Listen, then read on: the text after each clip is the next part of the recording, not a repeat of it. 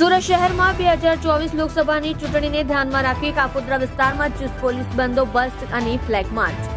સુરતના Kapodra police station વિસ્તારમાં ACP વિપુલ પટેલ અને પોલીસ ઇન્સ્પેક્ટર ઓસુરા સાહેબ અને સર્વેલન્સ સ્ટાફ દ્વારા આગેવાનોમાં પોલીસનો અનોખો પ્રયાસ. આ વિસ્તારના હિસ્ટ્રી શીટરો અને ગુનેગારોના એમસીઆર ચેક કરી ફ્રૂટ પેટ્રોલિંગ કરી ફ્લેગ માર્ક કરી ગુનાખોરી અટકાવવા પ્રયાસ.